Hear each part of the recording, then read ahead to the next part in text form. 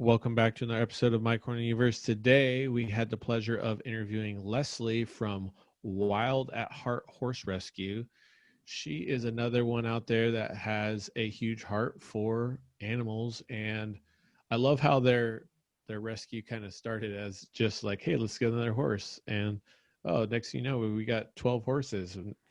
Are we just a horse farm or a horse rescue at this point? So um, they went through the paperwork of starting their own nonprofit, and gosh, they've rescued a lot of horses. It's really Yeah, awesome. yeah, for sure. And I like what you said because I think she said maybe they're at the point of like 30 horses or something like that, where she looked at her husband. She's like, Yeah, "You do know we're a horse rescue now." yeah. It's like, So, after 30 horses into it, but it's awesome. They're taking horses, which is it happens a lot of people who either get a horse or have multiple horses, and either they get older and they can't handle the horses anymore, or their kids get older, or they just overestimated the amount of work and money it takes to have a horse. And yeah, then what do you do with the horse when you have it? You have this nice horse and you're yeah. It's like, not like a dog. it's not like a dog. Yeah. It's like, what do you do with this horse? Like, Yeah, so you need people like Leslie out there, what she's doing to create these rescues for these horses. And, um, I guess she didn't really use the term rescue as much as rehoming. So she'll bring the horses rehoming. in, Yeah, she'll give them the proper medicine, vet care, get them fed, get them trained to be able to allow riders again, and then find good homes for them. It's a really great cycle that she has.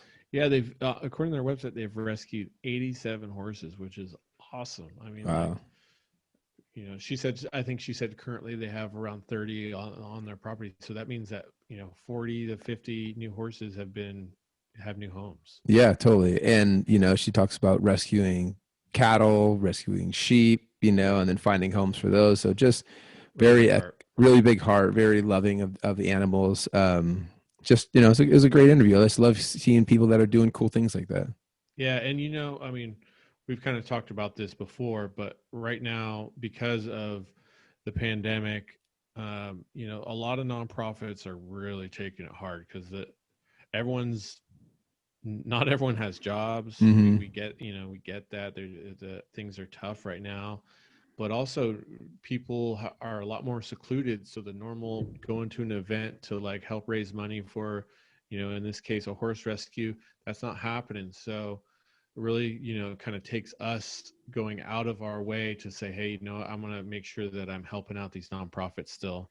And any way you can donate, even if it's a small amount, I'm sure that will go a long way.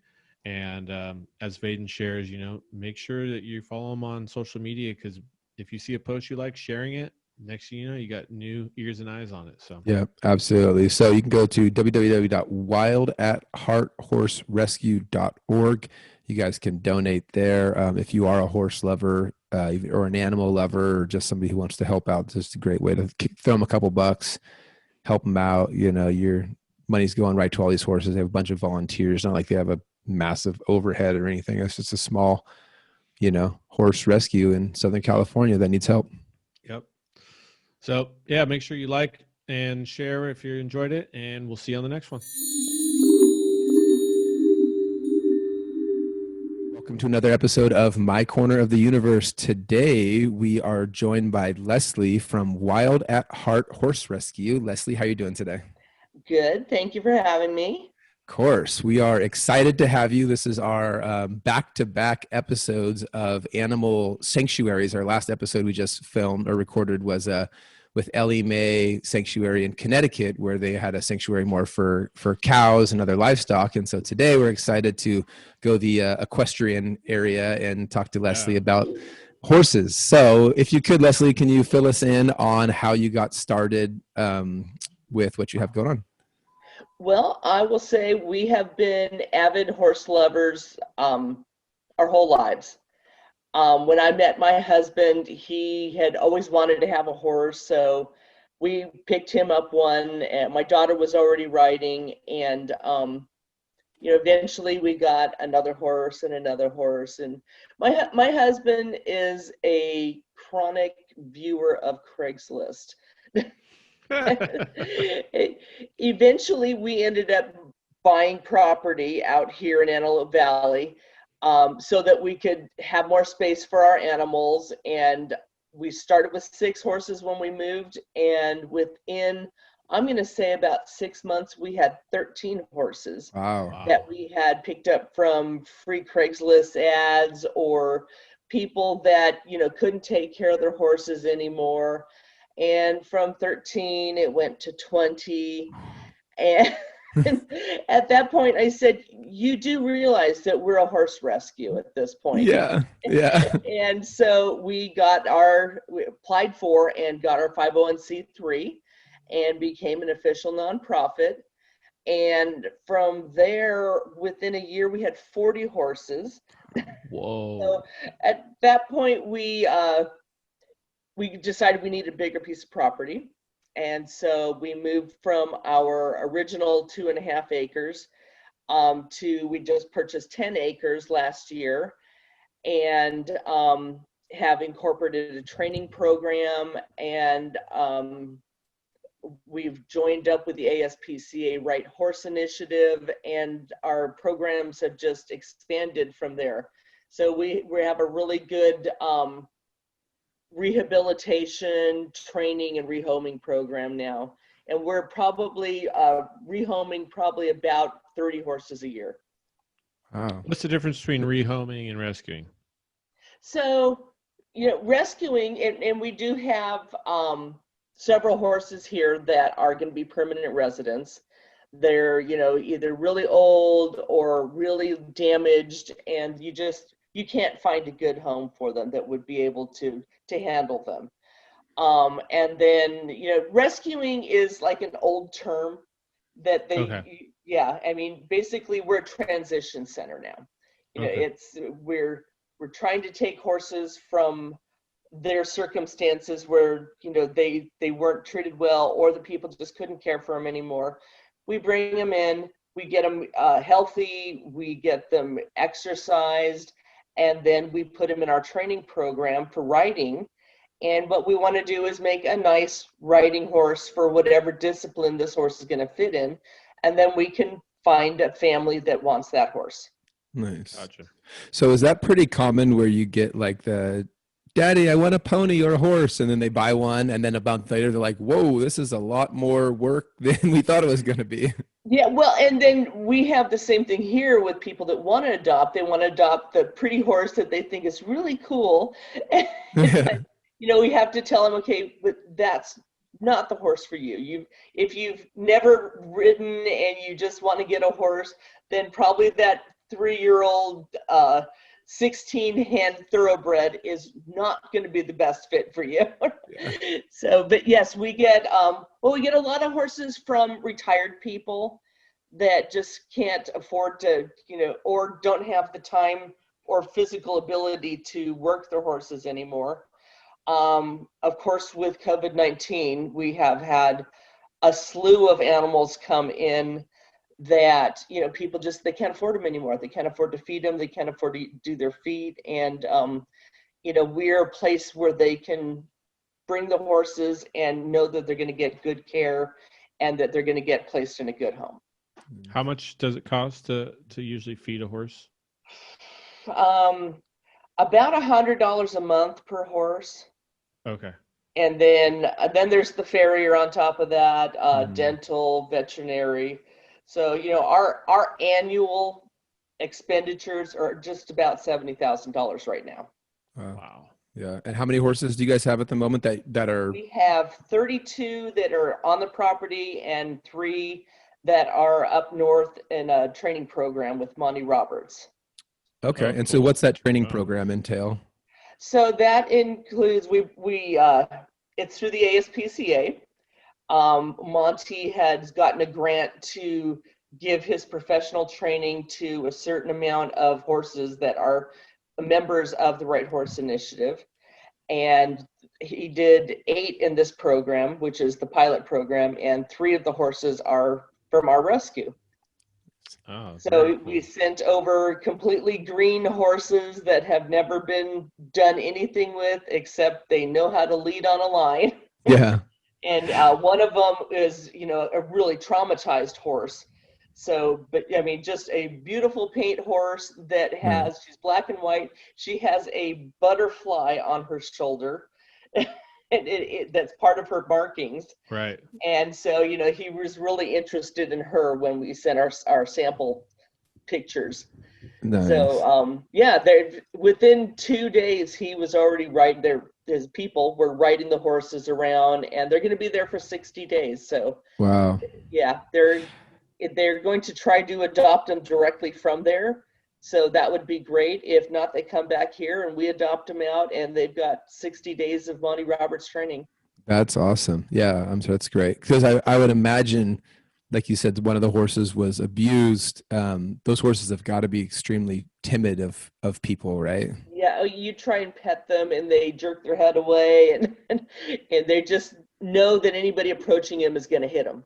Yeah. And trying to teach them that that's not going to happen, and we're going to give you nothing but kindness and love here.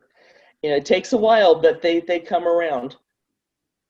Yeah, gosh. So I could see the adoption process being easier if someone or if a horse goes through that training. Oh, absolutely. Yeah. And the value of the horse goes up, which is, Right. good for us Mhm. as a rescue, because the adoption fees are right now what's paying for our feed.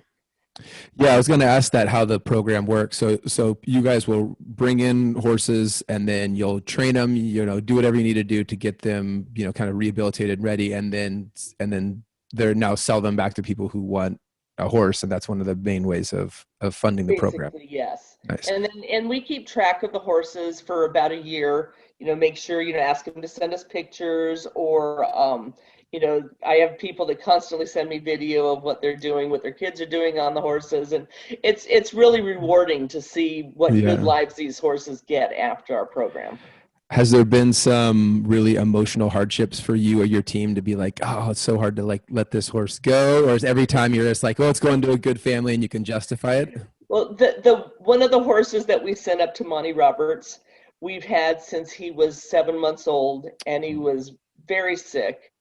And I spent about a year and a half getting him healthy. And I mean, he was just tiny, tiny little horse. He was always underdeveloped. At 7 months old, he was the size of a 4-month-old. And, once he was healthy, he just hit at 2 years old, he hit a growth spurt and turned into this giant horse. Wow. And I cried when he left, I'll admit it. Yeah. It's like one of my kids leaving. I've had him for 3 years, and but it's time for him to go learn a job and find a new family and find a career. But he's still going to come back to you and then find, or is he already placed to someone else? He's not placed yet, but the possibility is that they may place him out of their program. Gotcha. But he could always come back, but my job is to find him a home after that. Yeah.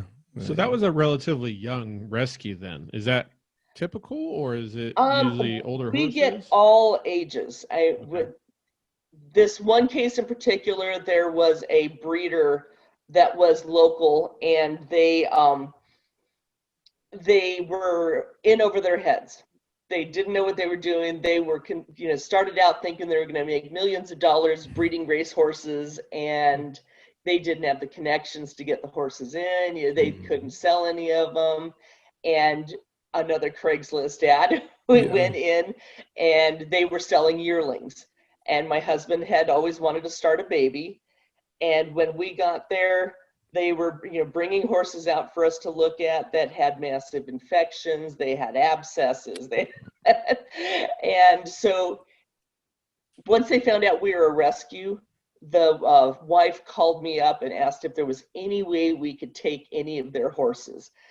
And over about a 2-year period of time, we took in 15 of their horses and babies, their brood mares, and they divorced and they went their separate ways.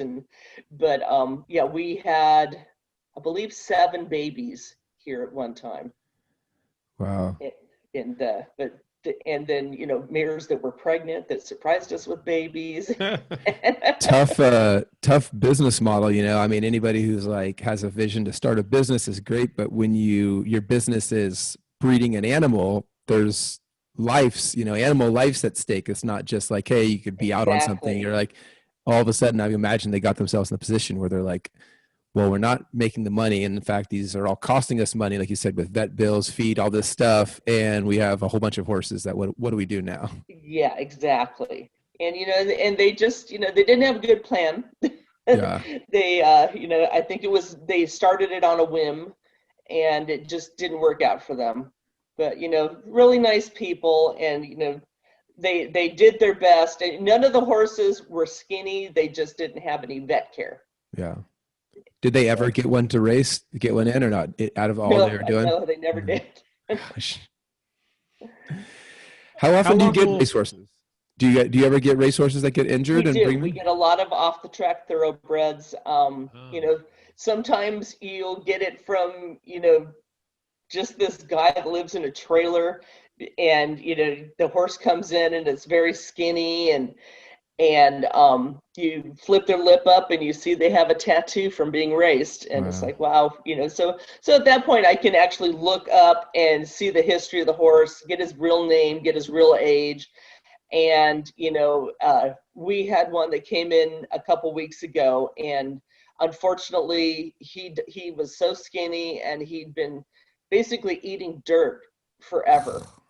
And he passed away the day after we Oh. got him. Uh, But I'll tell you, he had a nice 24 hours here. yeah.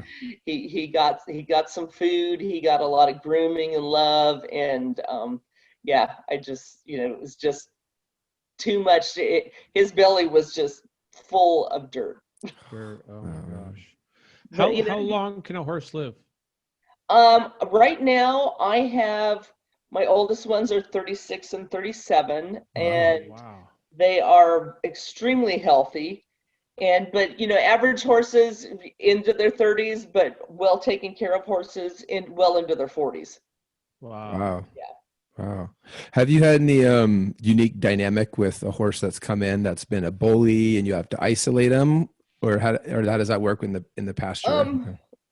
Well, what we do is, everybody has their own paddock here. Okay. So, and then twice a week we take 4 horses, from that general area that are all near each other and have been socializing, and they go out and run around in the pasture for about an hour or two, and then we just kind of go down the row and keep switching them out. So they get in their buddy groups, so they have like their own herd. And but yes, you do always have that alpha mare that wants to be the boss of everybody. Mm-hmm. And so you just need to make sure there's not 2 alpha mares in that section. Otherwise, they'll butt heads. They'll go at each Yeah, other. they butt heads, they kick each other, they bite each other. Oh, Horses play rough. yeah. They Oh, really yeah. do. Sure. Now, is it just horses, or do you guys have any ponies or other like We donkeys? have Or ponies. We've we haven't taken on any donkeys yet, but we're very open to animals. And we take in cows, we have sheep. okay. But we're a horse rescue. But when somebody needs to place an animal, I'll usually take it and find it a home. Nice. If you take in a cow, can you, like, if it's, let's say, a milk cow, can you like utilize the milk from the cow to help supplement horse food or anything like that? Or do cows? Well, with the or milk milk's- cow, you actually, it's just like people. Yeah. You have to, Has to that be cow has calf, to yeah. have been bred to bring Yeah. milk in. So, if you don't have a bull to breed it and have a baby, then there's no milk. Yeah. Gotcha. I have kind of, might be a dumb question, but it shows my lack of horse knowledge, I guess. But are all the horses that you've got in, are they broken? And can you kind of explain the breaking of a horse? And then have you had unbroken horses, and just kind of the dynamic of how that all works? So it's an old term, breaking. Uh-huh. And I try to stay away from that Okay. now. We call it saddle training. And Gotcha. because they actually did used to,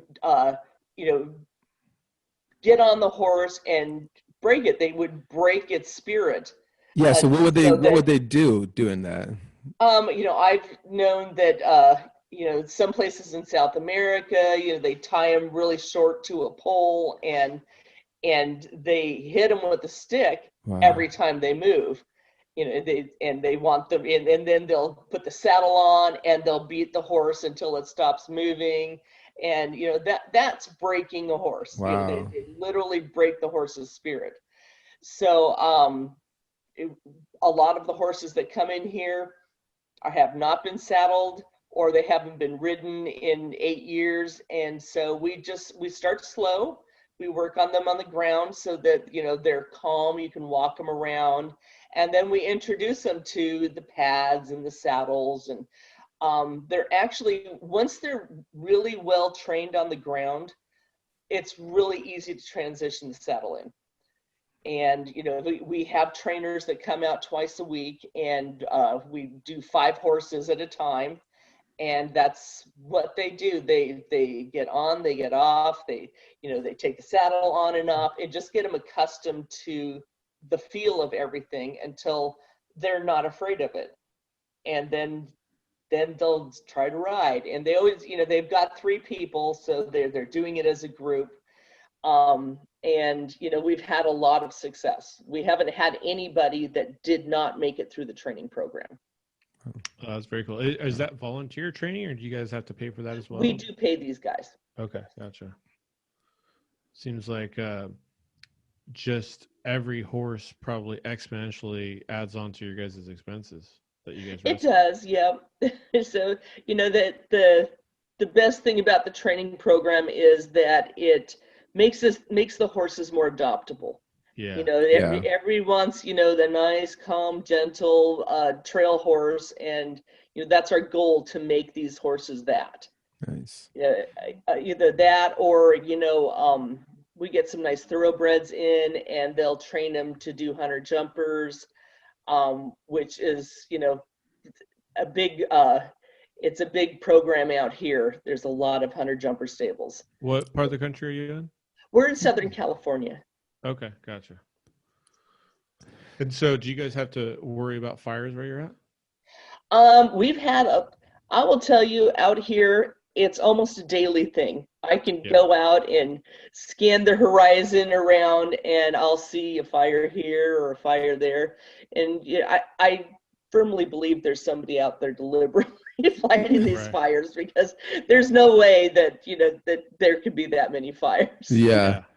Same here. We're a little bit north, and we've had 2 pretty massive fires the last couple of years. Have you haven't had to evacuate the horses though? No, and luckily for us, the place that they're evacuating horses to is the local fairgrounds, which is about 3 miles down the street from me. Oh, nice. I thought you were going to say to your house, like they evacuate horses here. And no, we take in a lot of evacuees, because we're kind of on the floor of the valley, and the people that are up in the hills where the fires are, bring their horses down, and we'll board them here for them until the fire's gone. Gotcha. Nice. Okay.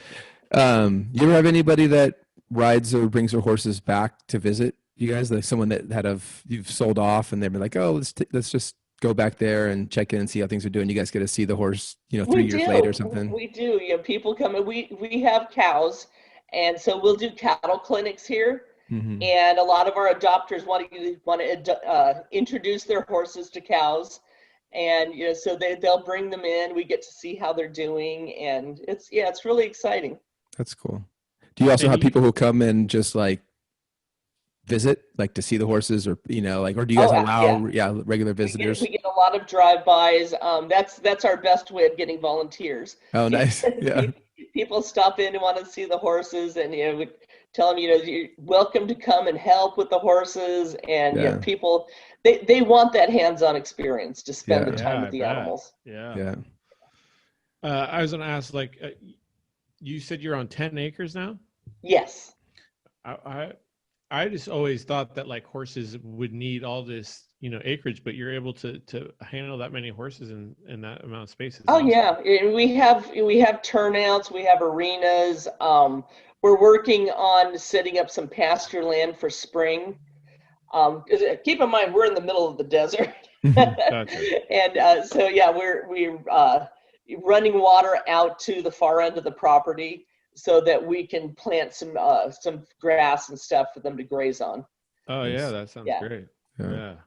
What do you see as the future? As like, what's the like, how big do you want it to get? Do you want to go 20 acres, 100 acres, more and more horses? We're looking at picking up the acreage around us, which equals another 20 acres. Yeah. Oh, wow. I would love to have, just a huge sprawling place.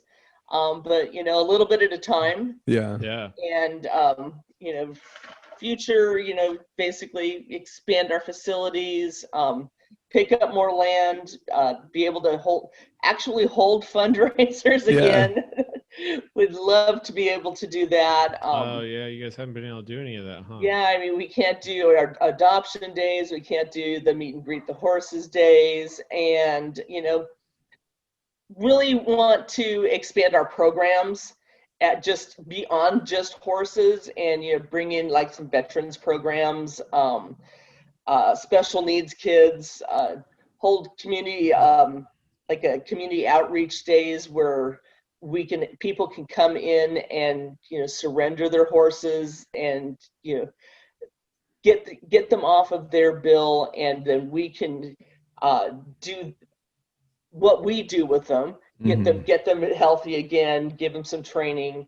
So, some horses need to be euthanized and people just don't have the heart to do it, and we would offer that service.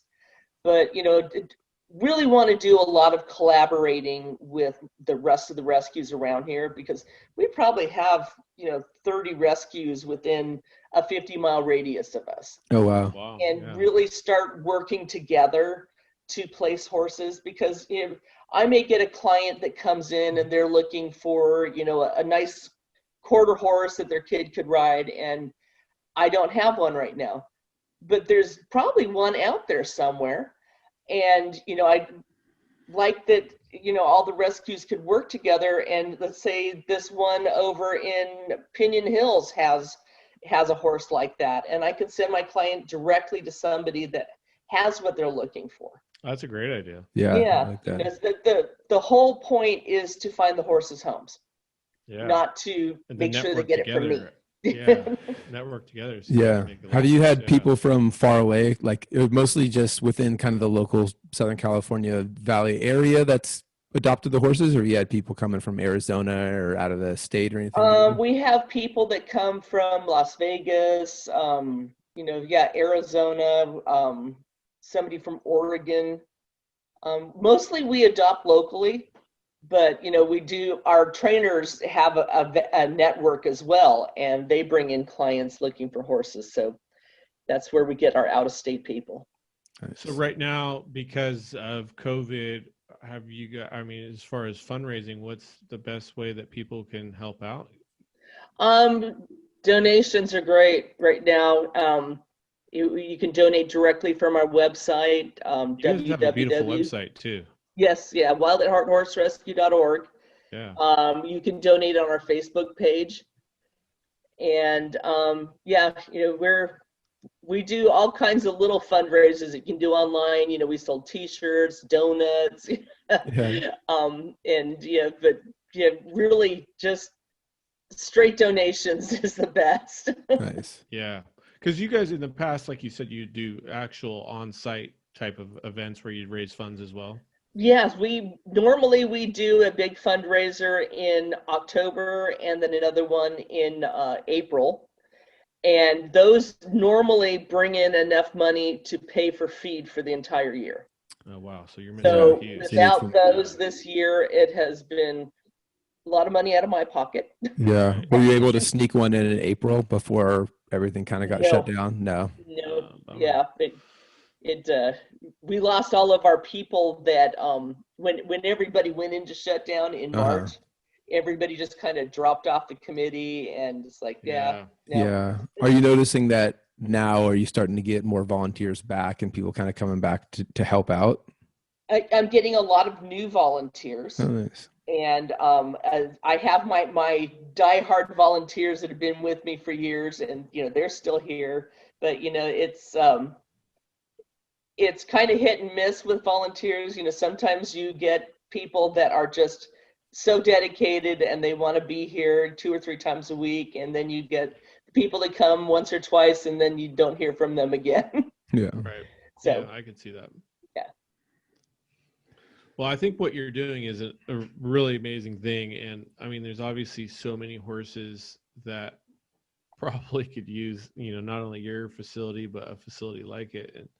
And I love how it started too. I mean, I love that it just started with like, oh, let's get in there. Yeah. Get a little bit bigger land, a couple more horses. Do you have what's the plan for the cows you bring in? Like, is that just an extra service and they're there, or is there a kind of a goal, something to do with the cows? Well, I have a herd of Corriente cattle, which are the smaller cows that they use for roping and stuff. And those are the ones we do with our cattle clinic. Mm-hmm. And then, we get the occasional, backyard cow. And we have a really tight community out here. And, they're really into, living more off of what they can produce than, having to rely on public stuff. Mm-hmm. Right. And so I can always find homes for cows and sheep and goats. Yeah. What was the breed of cow you said you had? Corriente. Corriente. And how much Yeah. will those end up weighing? They're small. The bulls will be probably about 700 or 800 pounds, and the cows themselves are probably about 600. Yeah, pretty small. Wow. Yeah, my husband keeps getting mad at me because I'm out there petting him and giving him treats. Yeah. They're not going to run from the horses if you keep doing that. Yeah. You're training them to be too nice. Yeah. Nice. Well, I want to give a plug also for your Instagram too, because and even for your Facebook, because I think that's also a great way. Obviously, donations are great, but for people to be able to follow you at those places and share your posts, everybody loves. Like, your photos are awesome, so everyone's gonna love pictures of horses and stuff. So it's just at Wild at Heart Horse Rescue. Yes. And same on Facebook too, correct? Correct. Yes. Nice. Love it. Great stuff. Thanks so much for coming on and sharing what you're doing. And, you're making a difference out there to a lot of people, which is great. Thank you. And really, thank you for having me. We really appreciate it.